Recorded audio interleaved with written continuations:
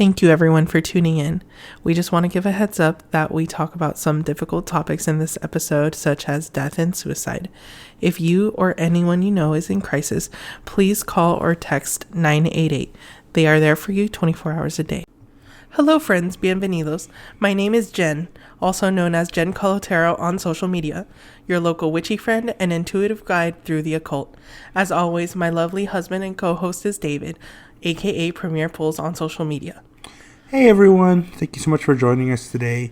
In today's episode, Jen will be explaining tarot. Welcome to the show, grab a chair, make yourself at home. Jen's got stories to share, you'll never feel alone. So tarot is a form of divination. But first, what is divination? The definition is the practice of attempting to foretell future events or discover hidden knowledge by occult or supernatural means. There are many forms of divination. Some people read tea leaves, some people look to the stars, but tarot is becoming more and more popular. I am a tarot reader, obviously, through my handle. That is my main jam. I've been a tarot reader for about 5 years now, and I really love it. I have very loyal clients. I'm always getting new clients, and it's really great. I feel like I can really connect through this art with people. Would you say that like tarot is right now the most popular form of divination? Like that's kind of the hot thing right now? It definitely is a hot thing right now, but all forms of divination are hot right now. Okay. I just feel like tarot is the most accessible one, the one that has maybe some of the most literature on it compared to like tea reading or throwing bones or like rolling dice. Like I feel like it looks the coolest also. Yeah. Like there are so many forms of art and it's so beautiful. It is hot. And I feel like anyone can read tarot. It doesn't take a special person, a chosen one. It's just something that you have to study and practice. Okay. Now with kind of choosing your I guess quote unquote practice. I think we talked about it in the first episode, but you came across tarot basically by just kind of walking into a shop, right? Yeah. Yeah. It would you say like it called you? It definitely called to me, okay. Yes. Cool. And there is this superstition of you have to be invited in and you have to be gifted your first deck. You don't. You can absolutely buy your first deck. It doesn't have to be gifted to you. You don't have to be initiated into it. But you do have to dedicate yourself to studying it. Because if you don't understand it, then you can't use it. Yeah. Have you ever gifted a deck to anybody? Like a tarot deck? Oh my goodness, have I? I don't know if I have. Oh, time for a giveaway. I know, right? Oh, okay. Good idea for the future. Let's do that. I definitely want to do that. But yeah, no, I've been gifted a lot of tarot decks and I really appreciate that. Mostly by me, right? You know what? I've gotten an equal amount from your family. And okay. Yeah, as from you directly. Okay. Yeah, definitely. But what is tarot? How did this come to be? So the tarot is a pack of playing cards for those that don't know. It has history back to the 15th century Europe, mainly like Italian French roots, and it has evolved over time. The most popular version of the tarot now, at least for English speakers, is the Rider-Waite-Smith Tarot deck, published in 1909 and illustrated by Pamela Colman Smith, who was an amazing artist and gives us all of the imagery that we know and love now. There are a lot of modern and fun decks based off of the Rider-Waite-Smith. There are 78 cards within the Rider-Waite-Smith deck. 22 of these cards are called the Major Arcana or the Major Mysteries. And those are the big, beautiful standalone ones that you see, like the Moon, the Lovers, the Fool, the Hanged Man. And the rest are Minor Arcana or Minor Mysteries. Those are cards that are associated with a suit, like the Pentacles, Wands, Cups, and Swords. So you'll hear like 3 of Swords, 4 of Pentacles, 5 of Cups. Now, you said they're playing cards, so could you technically like play poker or blackjack with them? There is a game that you could play with them. I don't know how to play it. Was it original? Like, were they originally made for divination, or were they like No, a set of- they were originally playing cards. Oh, they were. Yeah, it was to play some sort of card game. I don't know how to play it, but Got it. Now, I know I'm familiar with a lot of people call it the Mexican cards, and that's mistaken. It's actually a Spanish deck, and in that one they have coins and swords. And I'm curious, like, if that's a derivative of a tarot deck, or like which one came first? Because I know the Spanish deck does use that, and there are people who read cards with that deck, and that is like a playable like deck for certain games. So, do you know?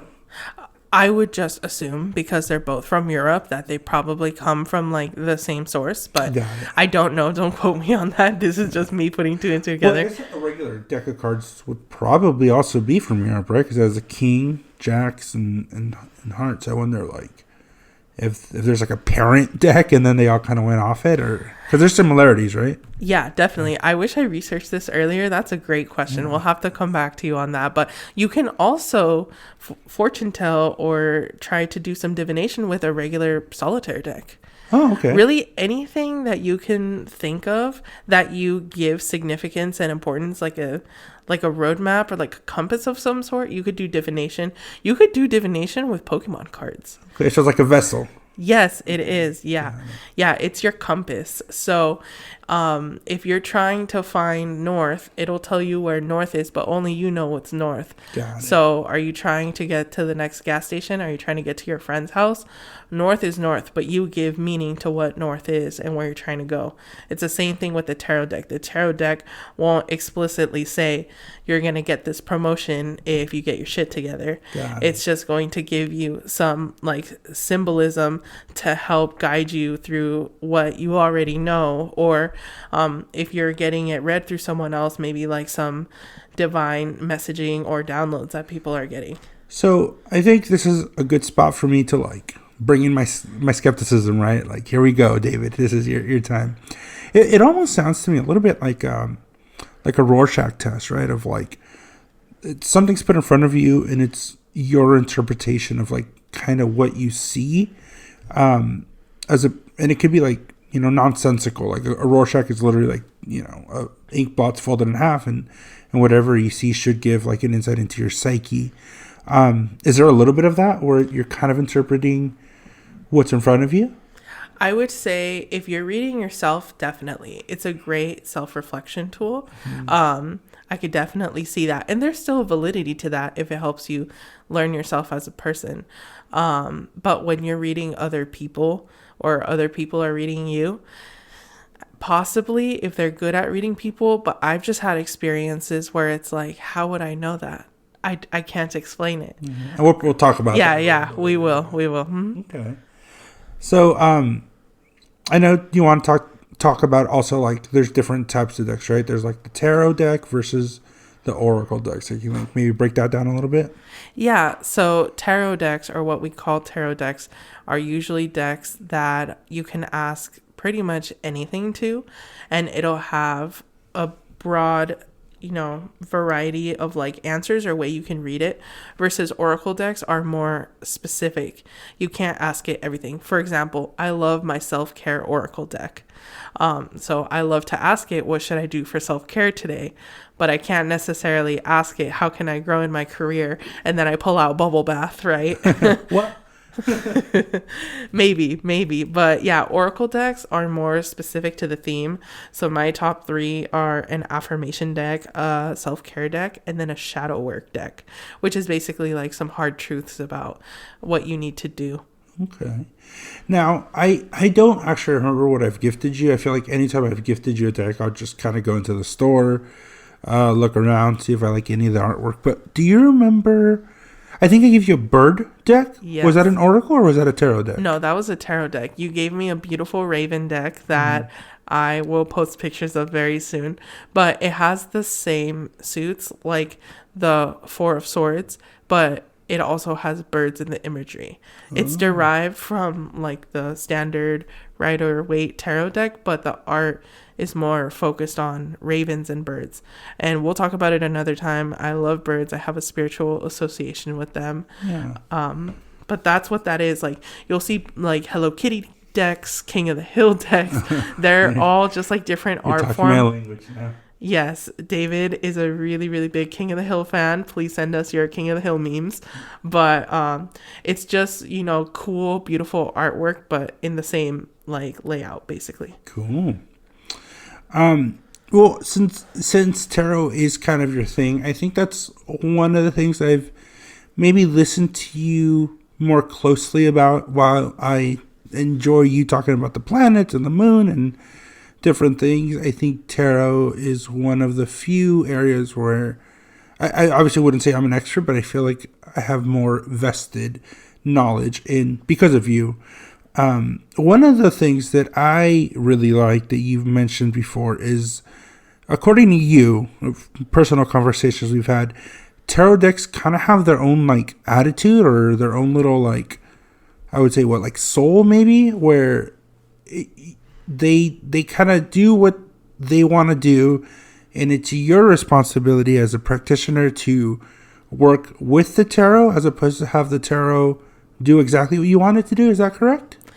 Yeah, something like that. So the best example I can give, breaking it down into like a concept that most people understand, is like a car is a car, right? So you have like, I'm going to say a Honda Fit, for example, versus a Ferrari. Okay. So they're both going to do basically the same thing, but they drive very differently, right? Okay. So I feel like some tarot decks are more straight to the point, blunt, and others are a little more like fluffy and forgiving.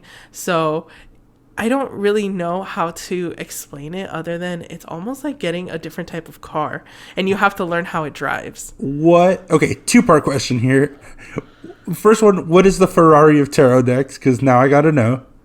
That's really up to you. For me, it is... Well, okay, that seems convenient because if I were going to get a car and you said, well, it's up to you what car you get, and I go and get like a Porsche, I think there's factors that would determine my income being the biggest one. So like, I'm just curious, is there like a gold-plated tarot deck out there that like is coveted? Is there like the Holy Grail? I guess that's what I'm saying. Is there like a famous tarot deck?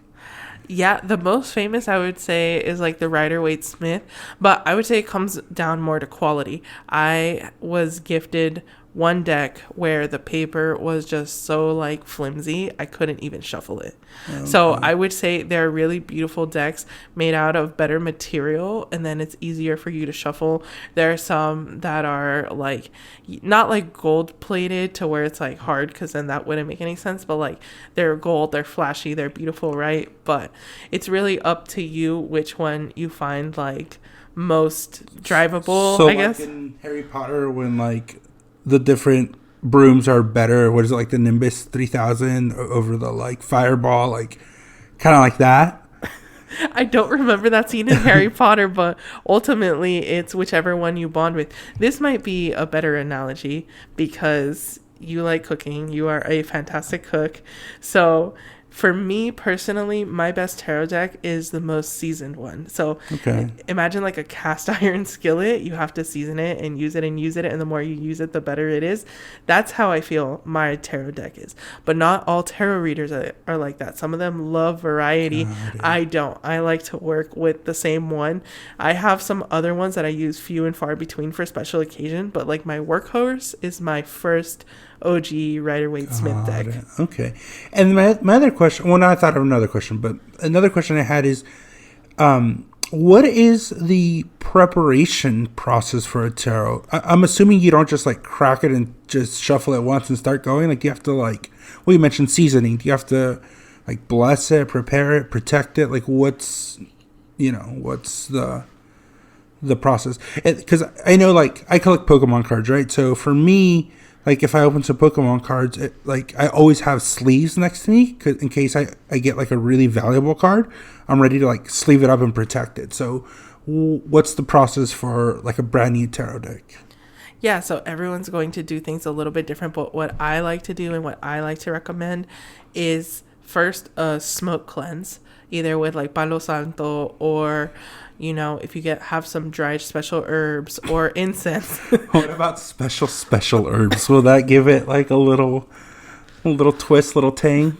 Some people say it helps them process their divination better. So Okay. yeah, if that's what you want, smoke up, man. But that's not me. I would not be useful under those circumstances. But I would smoke whatever smoke you want. I'm not gonna judge you. Do your Just thing. vape on it. Throw some strawberry cheesecake flavored vape. Whatever works for you. Whatever is cleansing for you. But Okay. I like Palo Santo, so I would probably like smoke cleanse it first. And then after that, I would probably like honestly watch an episode of something and just shuffle it in my hand, just to. Sorry, I don't interrupt, but I just had a fun project weekend. So, for any listener out there, I like smoking cigars. I smoke maybe like one cigar a month or so. Maybe next time you get a deck, we can bless it with some cigar smoke. Would that be cool? To me, that's not purifying, so Got it. Okay. it wouldn't make sense for me. If you want to try your hand at tarot, okay. Okay. If you ever pick up tarot, that might work for you. And some cultures actually find cigar smoke to be cleansing. So you were saying you cleanse it with the smoke, and then did you say you bless it? No, that's basically my cleansing ritual. it's smoke. And then after that, I just like honestly watch an episode of something. That's what you were saying, And then I just shuffle it to kind of like bond with it, get like my essence into it, if you will. And then after that, I do an intro spread. And a tarot spread is basically just like a layout of how you place cards. Okay. And then I just ask it questions like, how can I best work with you? Like, what type of messages can I get from you? Okay. And then what happens when a tarot deck like has served its like let's say it's tattered, it's falling apart, like it can't handle one more shuffle? Is there a special ritual to like retire it? Again, that's up to you and what you find to be special. When that time comes, I would probably maybe like burn it Okay. safely, because So it's a a lot of fire, I was gonna say it's a lot of cards. I would probably like slowly burn it maybe, or if there are some cards that are salvageable, maybe do some rituals with it. Like if everything is like tattered to shit except for maybe like the magician, if I want to do like a prosperity spell, maybe like offer like the magician card as like an offering or like an extra little boost to my spell. You can make art with it. Like there's so many ways you could do it. Some that are just absolutely tattered, cannot use it. I would personally maybe like burn it safely in some way and try to use the ash in some way. Yeah. And then seeing as tarot is probably like the biggest practice you do, like maybe tell me a little bit of like how it works. So like maybe how a simple spread works or just the basics. So whether you're reading yourself or another person, you have to know sort of like what the end goal is and what you're trying to read. So let's say I'm trying to read myself for the week. Maybe I might do a spread of 8 cards or 9. One on top for the theme, and then 7, one for each of the day, and then at the bottom is like maybe some advice from the universe. You just kind of have to think of like, if I place a card here, this is what it's gonna mean. So that way like because it's almost like a sentence. Where you put the cards can really mean something different. So you have to know ahead of time, like any card that I put here is gonna be, for example, maybe like the past. Any card I put here is gonna be the present or the future.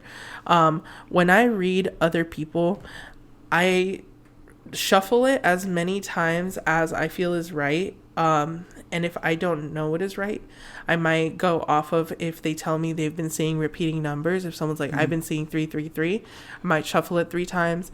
Or if, for example, I was reading your name has 5 letters in it, so I might shuffle it 5 times.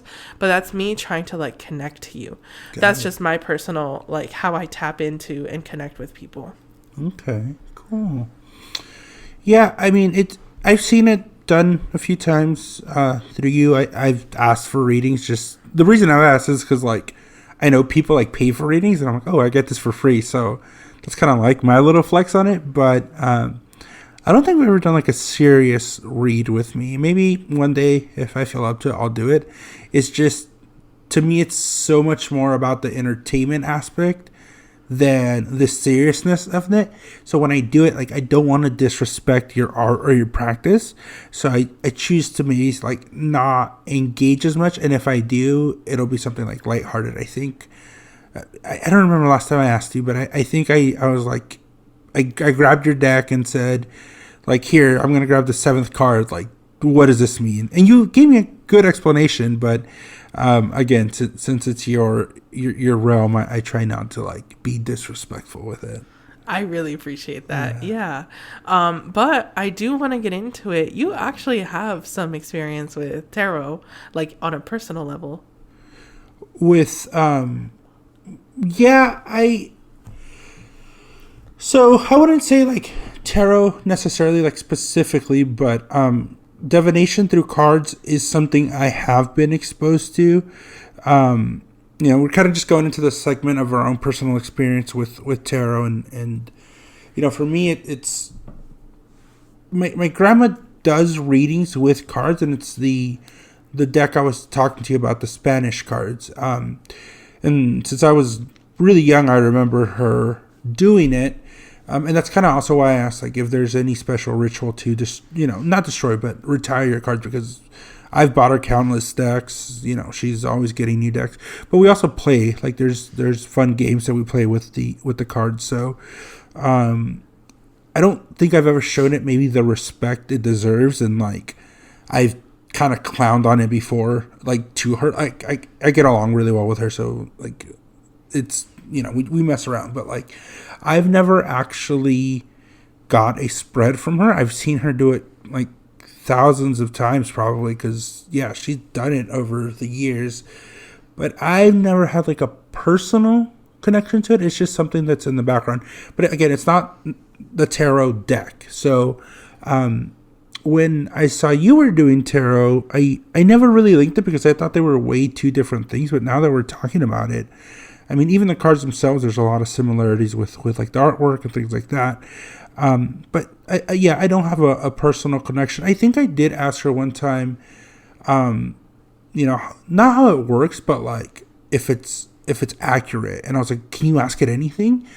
And I remember one time she did say, like, you need to have, like, I don't know if it was like consent, or the other person needs to be aware, or something along those lines, where she's like, I could actually get the answer without their permission, but it's better like not to, I guess. And I know that's something you and I have talked about, right? Like, consent within spirituality is like a big issue, because you don't want to go rooting around where you're not like welcome, right? Yeah, absolutely. It's so interesting that you say that, because when I was young and naive, one of my friends that was perpetually single finally got a partner, and I was so excited. I was like, oh my God, I want to know the tea, because I hadn't met them. And I tried reading them, and then I got a warning. I got the 7 of Swords, which I knew as a message to me of like, don't poke your nose where it doesn't belong. And I got chills. I was like, ooh, this isn't about them. This is talking to me. Yeah. And then I got an intuitive message of like, if at least one person in that party doesn't consent, like, don't do it. God. So for example, if you asked me to read our neighbors just cause, like, we're not privy to that. But if someone comes and tells me like, I need to know the tea on my boyfriend, well, she's a part of that situation. The boyfriend doesn't have to consent, but at least one person in that party. And you could give her the message that belongs to her, correct? Yes, exactly. So I don't do that, poke my nose where, it doesn't belong to either party. Another thing I refuse to do is if I know both people. Like, for example, especially in love readings, it can get really dicey if I know both people involved. Like, I just want to stay out of it. And also, I'm like, I can't be impartial. So then I do recommend that they see another tarot reader. Like a third party. Got it. Okay. Speaking of impartial, if I'm really emotionally charged about something, I don't read myself. And I also recommend that other people don't read themselves if it's something where they can't be impartial. I recommend that they have other people read them. Okay.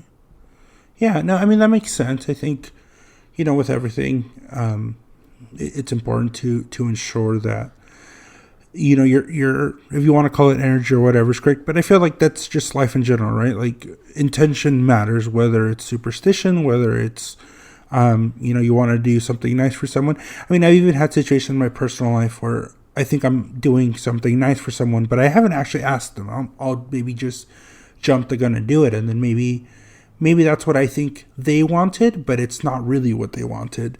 And it came from a place of good intention of wanting to help. But yeah, I mean, I think that sounds like it's definitely important to have that validation and that consent. But since this is such a big topic for you, or kind of your main source of this metaphysical realm that we're talking about, what are maybe one of the most notable experiences you've had with tarot? Yeah, so I feel like this sort of ties in with a question that we got on Spotify from Jose. Thank you. Shout out to Jose. So his question was, have you ever had a tarot reading that made you feel uncomfortable or conflicted? And this is also one of the most memorable reads that I've done. So someone reached out to me and said, I have a business partner and a friend that I do business with, and I want to know what to expect in the next quarter. And I was reading them, and I was letting them know, it's really important that you get everything in writing, make sure all the assets are properly divided, and everything is documented. And then within all that messages, I pulled out the death card. And at that point, I was like, don't freak out. The death card doesn't always mean death. It means, renewal, blah, blah, blah. And then they were like, well, what if it does mean death in this situation? Because my friend is ill. Okay. And I was like, oh my goodness. And they were like, so do you think that my friend is going to die in the next 3 months? And at that point, I really had to sit with my ego and push it aside. And I was like, I'm not going to just say what I want to say, which is, no, your friend is going to be fine. I'm going to let the cards speak. So then I pulled more cards after that. Like a clarifier, right? Yes, like a clarifier, more additional cards. And then I was like, most likely your friend might pass this quarter. So you need to take advantage of this time. And then, a quarter is 3 months. And the friend passed within 3 months. And they said, I didn't really think too much about it. I should have gotten more done in the time with them. But you were spot on. And that was one of the first times that I've talked about death in this way. I don't like to bring it up. And it was just a very valuable lesson of I can't edit the meaning. I can't censor the meaning. Sometimes my friends will say will this job work out? And the cards are telling me no, but I want to tell them yes so badly. But I've just learned it's not good to lie to them. The cards are going to say what they're going to say, regardless of how I feel about it or what I want the outcome to be. And it's best to be truthful. So they basically they keep it real is what you're saying. Yes. Yeah. And I have to too, regardless of how I feel about the situation.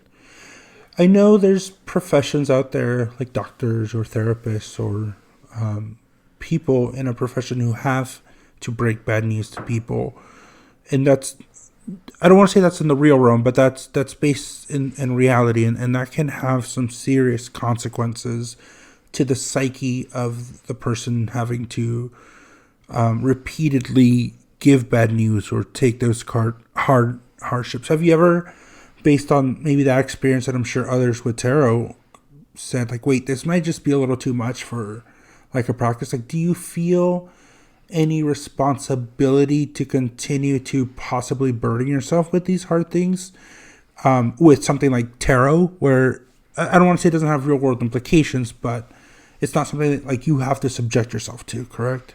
Do you know what I'm saying?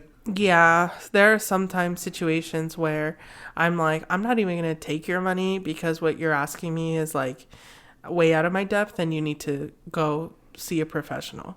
Mm-hmm. I don't know if this was a troll account or not, but someone messaged me and said, I want a reading. I know whether or not it would be worth it to kill myself. And I was like, I'm not going to take your money about that. No, you absolutely need to reach out and seek help. You need to call the suicide hotline. I kind of walked them through that. I was like, it's not worth it. Don't even send me money. I'm not even going to read you. Let's just get you through this. Or someone is in an abusive relationship and they keep asking over and over and over, about their relationship. And at some point it's I don't need a tarot reading to know that gaslighting you is wrong. I don't need a tarot reading to excuse or try to like explain their cheating. Like, it's just wrong, and you just need to get out of there.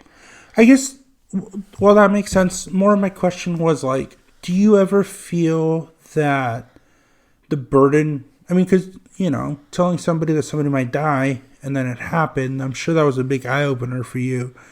Have you ever thought like, maybe I'm playing with something or I'm engaging in something that could have real world consequences, not in what the readings say, but could have towards you? Because a lot of people, I figure, if they're going to a tarot reader, it's not usually to say that everything's going well. Like, I feel like if you went to a tarot reader, very rarely it's like, oh, like life is going well, I just want to know if things are going to, there's usually like a deeper question.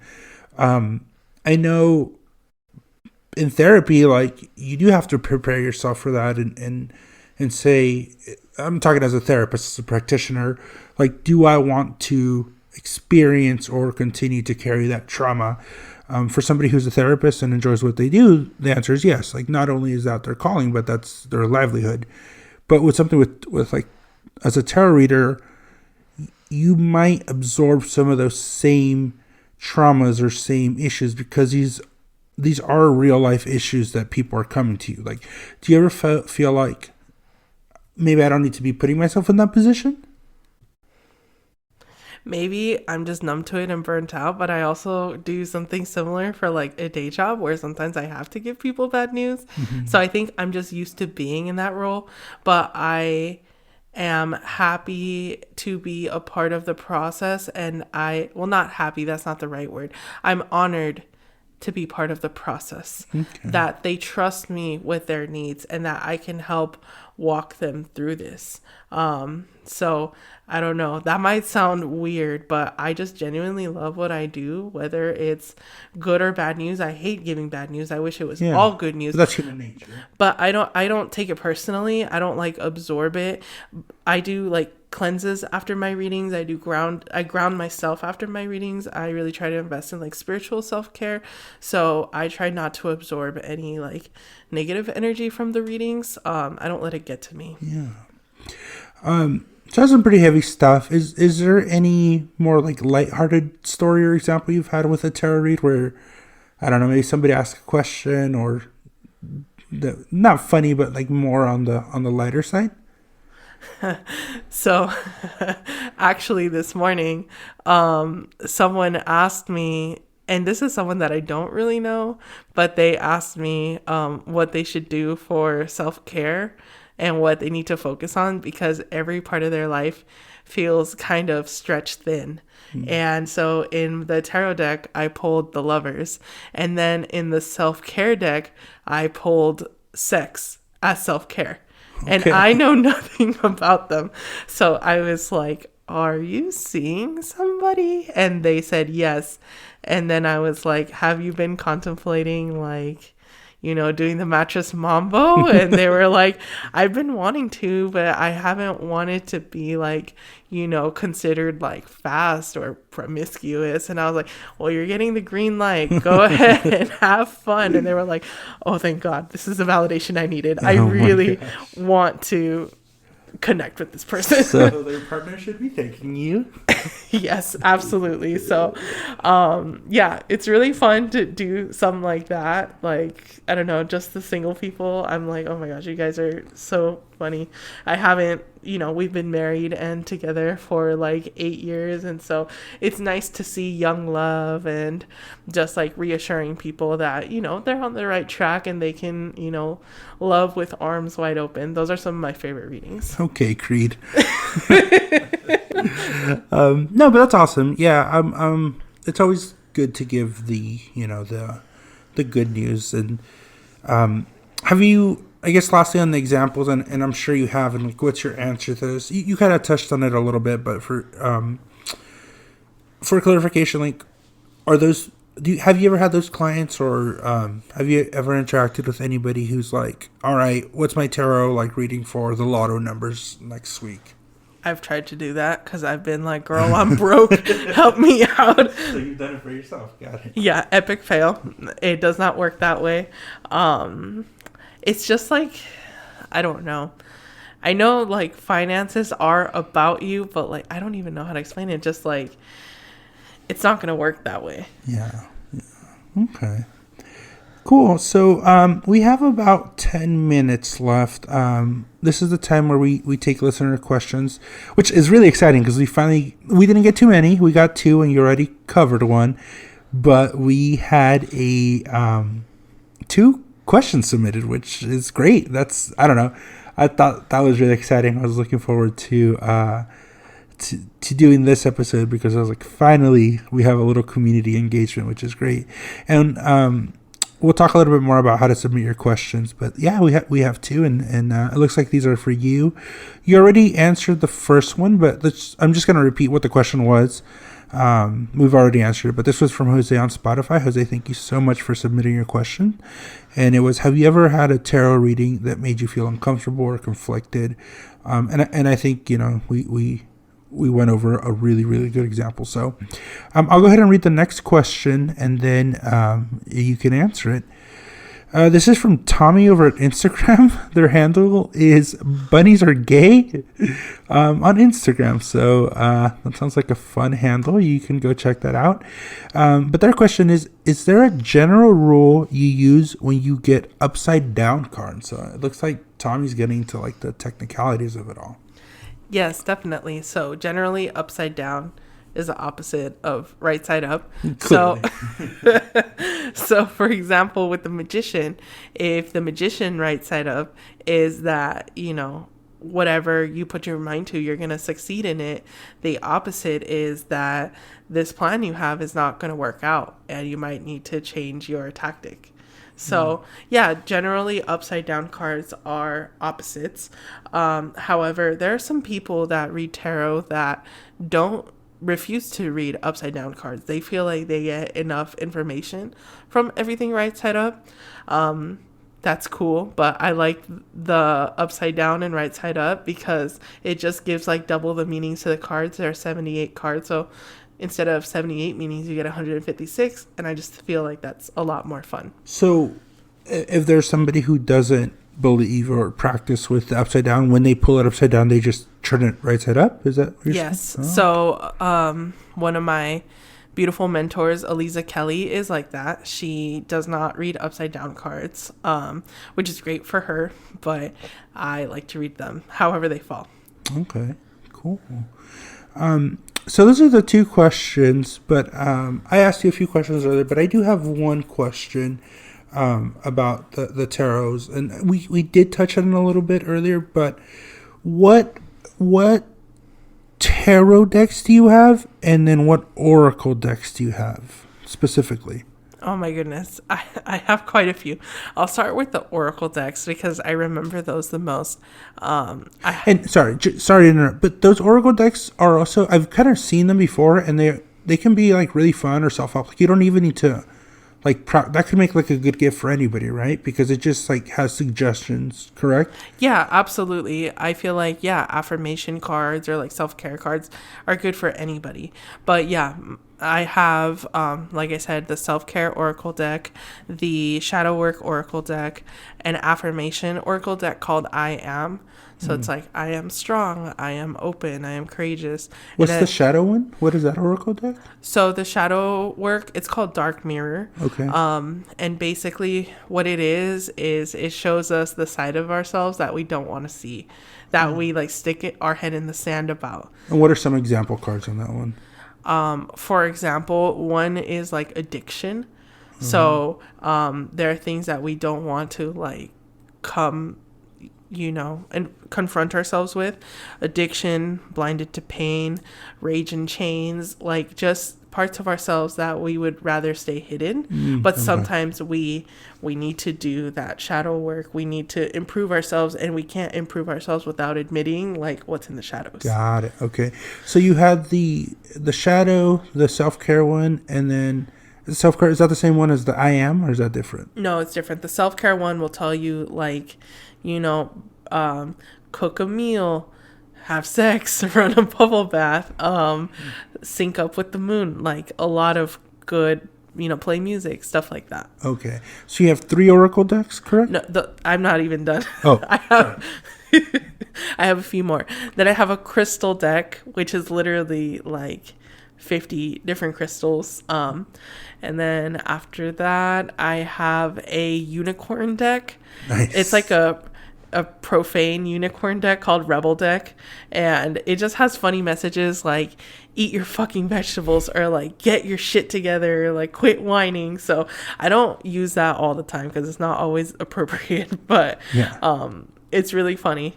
Some people like that deck and request it. I also have like a plant deck, which has like different plants, and they have like spiritual connotations with those plants. And am I forgetting one? I have quite a few oracle decks. I like to collect oracle decks more than tarot decks. Got it. Because Okay. they feel like different tools versus like different tarot decks just feel like a hammer in a different color. Got it. Okay. Cool. And then how many?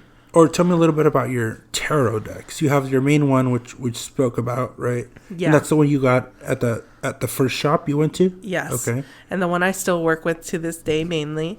I have a mini travel one that I like to just like throw in like my purse or my backpack. We got that one in Colorado? Where did we get that one? I remember you bought it. I don't remember. No? Yeah, I remember you bought that one. Okay. Okay. So you have the main one, you got Mini Me, and then what else? I have a Frida Kahlo one that I got from Abracadabra here in Merced. I don't know if I've ever seen that one. I might have to check that Oh one out. yeah, it's really beautiful. Have you ever used it? Yeah, I have. I mainly just use it for myself, but Okay. yeah, I have. And then I have the beautiful Raven deck that you gave me. And then speaking of like the regular and the mini me, your grandma gave me like a jumbo deck. Oh, that's right. Yeah. Jumbo tarot deck. It's really cool. Have you ever used that? I have not, because I think it's really cool, but I don't know how I could practically shuffle it. Yeah, it's really big. Yeah, that's right. But I love it. I still love it. It's still beautiful. Yeah. And then my friend Ben gave me like this apocalyptic deck, which is like, yeah, it's very unique. I've never seen a deck like that. And then I feel like I am missing something. That's quite a few, though. Yeah, I have a lot of decks. Okay. So for clarification, oracles are the best things to get you. Tarot, you have enough to last you a lifetime. Yeah, definitely. I think so. Awesome. Well, we are kind of wrapping down, winding down the show here. There's a couple kind of housekeeping things we want to do. But again, thank you, Jose, and thank you, Tommy, for submitting the questions. We really do appreciate it. This is our third episode. I don't really count the first one because that was the intro, but it's kind of really nice seeing some of the feedback we've received, and obviously people are engaging. So even if it's one or two, like, it really does mean a lot to me, and I'm assuming you too, right? Yes, absolutely. Thank you so much. It's so nice. I feel like I get to connect with a lot of the friends that I've made along the way at the same time. It's really cool.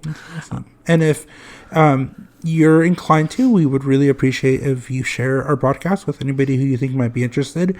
Again, we do try to keep it kind of like light and not get into like super technical stuff to, just have a more general audience. But yeah, if you enjoy it, like, let somebody know.